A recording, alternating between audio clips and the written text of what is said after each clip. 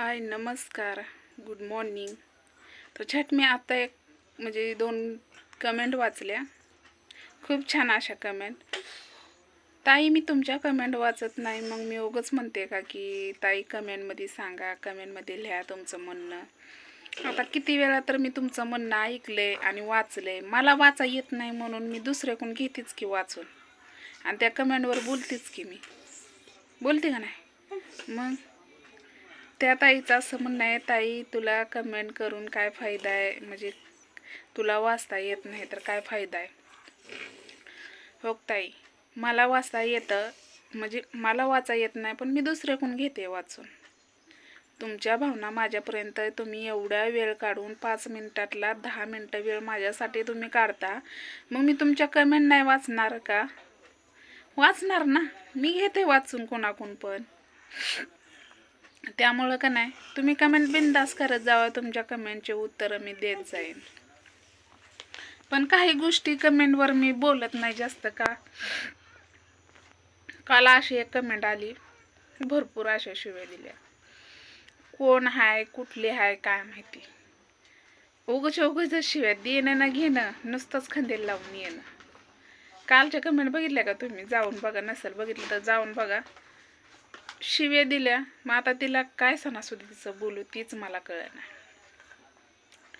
बहुतेक ती माणसाच्या जन्माला आलेली नसेल, पण माणसाचं रूप दिलंय देवाने तिला, त्यामुळं ती आपलं भकलती बघतंय, तोंडात नाही येईल ती बोलतंय, बरोबर आहे ना. तर आमच्या इथं बाप्पा बसलाय. आता मी दाखवलं असतं पण लय माणसं पण आहेत, मी निवांत दाखवेन तुम्हाला, कारण गाणी आत्ता बंद झालेत आणि मला हेडेव काढायचा होता. पण लाईट गेली म्हणून त्यांनी म्हणजे कामाला पण त्यांना जायचं असेल आणि लाईट पण गेलती, म्हणून आत्ता लाईट आली, कधी पण ते चालू करू शकतात, बरोबर. असं आपण आपल्या ब्लॉगसाठी ते देवापुढं गाणी लावायला आपण काहीच त्यांना बोलू शकत नाही, बरोबर आहे का नाही.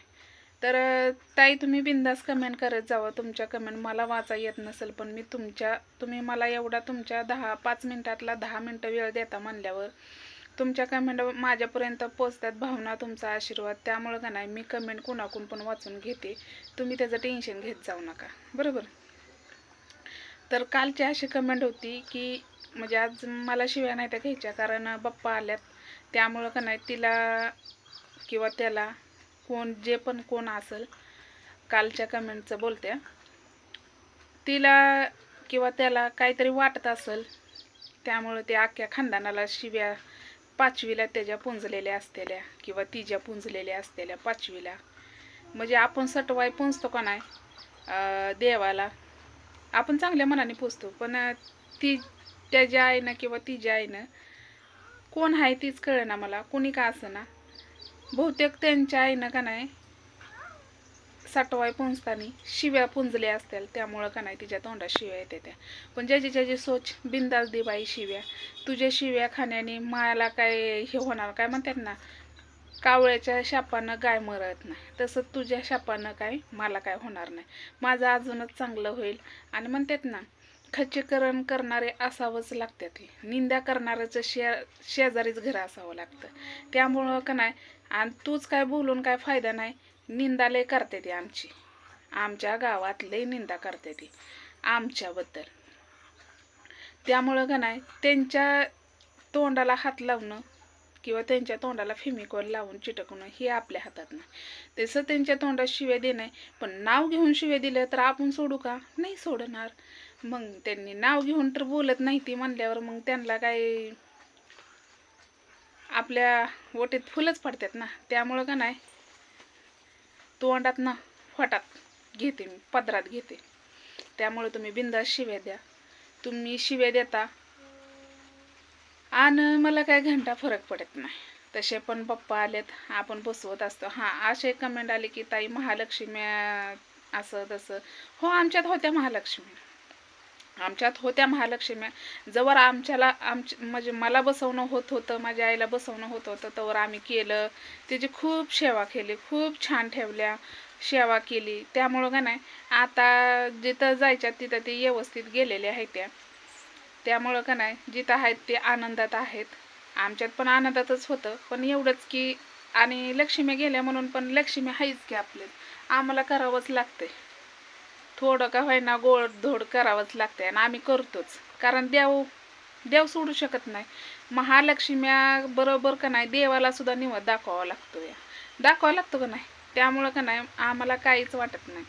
आणि राहिला प्रश्न महालक्ष्म्या घ्यायच्या, तर घरात पहिल्यापासून होत्या, मला कळतंय असं होत्या, त्यामुळं का नाही आम्ही कधी पण आणू शकतोय, बरोबर. पण जे आम्ही मुखवटं दिलतं का नाही मोठ्या भावाच्या घरी, त्यांनी नवीन घेतल्या की ते मुखवटा आम्ही इथं आणणार आहे. म्हणजे ते लक्ष्मी आम्ही बसवणार आहे असं. म्हणजे ते मुखवटं फेकून देऊ शकत नाही. जोपर्यंत ते बसवता येतात तोपर्यंत ते बसवायचं असं आहे. तर बघू, जमलं तर बसू. म्हणजे आत्ताच नाही म्हणत मी, ह्याच्या आधी हो का लय केलंय, लय 3-4 दिवस का नाही हाताला हात नसायचा इतकं केलंय. आणि मला देवाने का नाही महालक्ष्मीने कधीच कमी केलं नाही. जे पाहिजे ते मी चला आणा चला आणा. पण घर असलं मग शेड झालंय, पण महालक्ष्मीला एक शेड लागतंय. म्हणजे एक घर कायमच लागतंय. म्हणजे आपण करायचंच म्हणलं तर खूप असं चांगलं केलं पाहिजे, बरोबर आहे.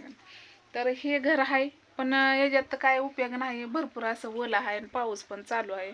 पाऊस तर गणपती भिजतच आल्यात आणि महालक्ष्मी पण भिजतच येणार, भिजतच जाणार, आहे की नाही. तर चला, हे आवडलं असलं तर नक्कीच लाईक करा आणि हां, आवर्जून कमेंट करा. तुमच्या कमेंटचे उत्तरं नक्की देणार मी. तर चला, बाय.